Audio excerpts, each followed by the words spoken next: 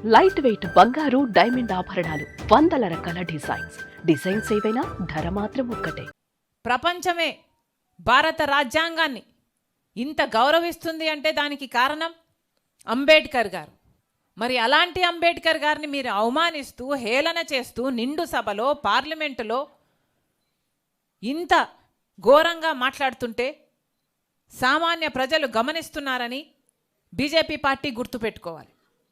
BJP party ఇంత హేళన చేస్తుంటే రాష్ట్రానికి చెందిన అధికారంలో ఉన్న చంద్రబాబు గారి పార్టీ టీడీపీ కానీ జనసేన కానీ అంతకుముందు అధికారంలో ఉన్న వైసీపీ పార్టీ కానీ ఒక్కరైనా మాట్లాడారా అండి?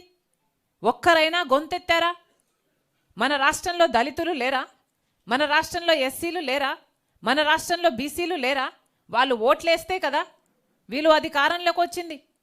అలాంటి రాజ్యాంగాన్ని మారుస్తామని, వాళ్ళ రిజర్వేషన్లు తీసేస్తామని అంబేద్కర్ గారిని హేళన చేస్తూ నిండు సభలో హోంమంత్రిగా ఉన్న వ్యక్తే మాట్లాడుతున్నా ఒక్క మాట కూడా మాట్లాడలేదు మన ఎంపీలు, అటు లోక్సభలో అయినా అటు రాజ్యసభలోనైనా.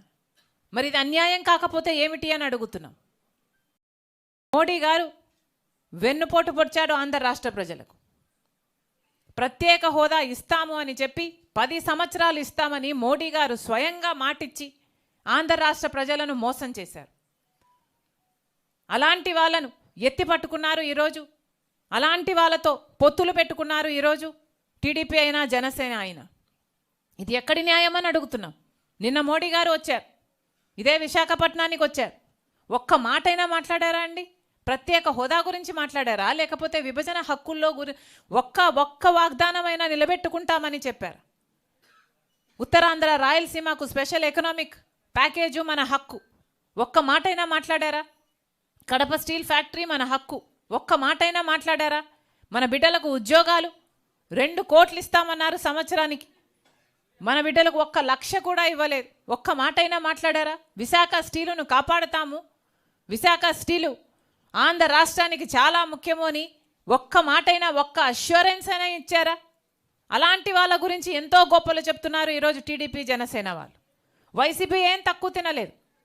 జగన్మోహన్ రెడ్డి గారు ఒక పక్క టీడీపీ సక్రమ సంబంధం పెట్టుకుంటే జగన్మోహన్ రెడ్డి గారు అక్రమ సంబంధం పెట్టుకున్నారు అదే బీజేపీ పార్టీతో.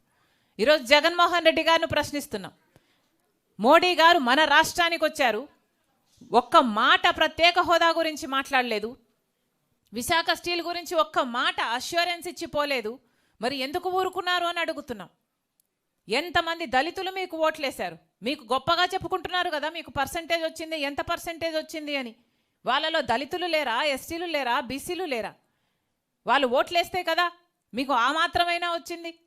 మరి ఓట్లు వేయించుకొని కూడా రాజశేఖర రెడ్డి గారి వారసుడు అయ్యుండి కూడా అదే బీజేపీ పార్టీతో ఎందుకు అక్రమ సంబంధం పెట్టుకున్నారని అడుగుతున్నాం. ఈ రోజు వరకు కూడా అక్రమ సంబంధం కొనసాగుతూనే ఉంది కదా. రాజశేఖర రెడ్డి గారు ప్రతి సందర్భంలోనూ బీజేపీ పార్టీని వ్యతిరేకించిన వాళ్ళు. ఎందుకంటే బీజేపీ పార్టీ ఒక మతతత్వ పార్టీ కాబట్టి. ఎందుకంటే బీజేపీ పార్టీ మతం పేరుతో కులం పేరుతో చిచ్చు పెట్టాలి, ఆ మంటలో చలి కాచుకోవాలి. ఇదే బీజేపీ పార్టీకి తెలిసిన రాజకీయం కాబట్టి. బీజేపీ పార్టీ సిద్ధాంతం దేశ సంపదనంతా దోచిపెట్టి అదానీ లాంటి వాళ్ళకి పంచిపెట్టాలి. అందుకని రాజశేఖర రెడ్డి గారు వ్యతిరేకించారు. బీజేపీ అనుసరిస్తున్న వ్యవహారం ప్రభుత్వ వ్యవస్థలను అన్నిటినీ, ఆర్బీఐ అయినా, సిబిఐ అయినా, ఈడీ అయినా, ఇన్కమ్ ట్యాక్స్ అయినా, స్టాక్ ఎక్స్చేంజ్ అయినా, ఏ వ్యవస్థనైనా తమ గుప్పిట్లో పెట్టుకొని స్వార్థ రాజకీయాలు వాడుకునే పార్టీ బీజేపీ పార్టీ కాబట్టే రాజశేఖర రెడ్డి గారు ఆ రోజు నుంచి వ్యతిరేకిస్తూ వచ్చారు. మరి అలాంటి రాజశేఖర రెడ్డి గారి కొడుకై ఉండి జగన్మోహన్ రెడ్డి గారు అదే బీజేపీ పార్టీకి ఎందుకు కొమ్ము కాస్తున్నారు? అదే బీజేపీ పార్టీకి ఎందుకు గులాంగిరి చేస్తున్నారు?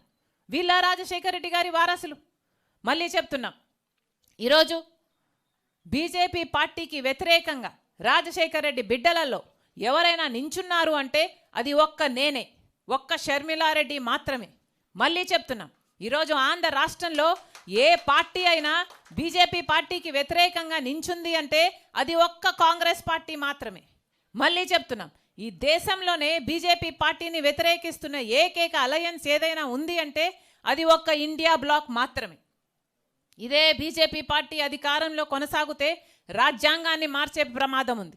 ఇదే బీజేపీ పార్టీ అధికారంలో కొనసాగితే రిజర్వేషన్లు రూపుమాపే ప్రమాదం ఉంది. ఇదే బీజేపీ పార్టీ అధికారంలో ఉంటే దేశ సంపదను మొత్తం అదానీ లాంటి వాళ్లకు దోచిపెట్టే ప్రమాదం ఉంది.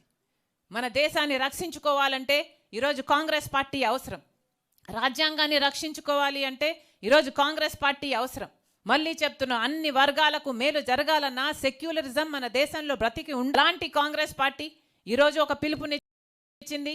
మన రాజ్యాంగాన్ని కాపాడుకునే పిలుపు, మహాత్మా గాంధీని, అంబేద్కర్ గారిని గౌరవించే పిలుపు. అందుకే చెప్తున్నాం, మళ్ళీ ఒకసారి డిమాండ్ చేస్తుంది కాంగ్రెస్ పార్టీ.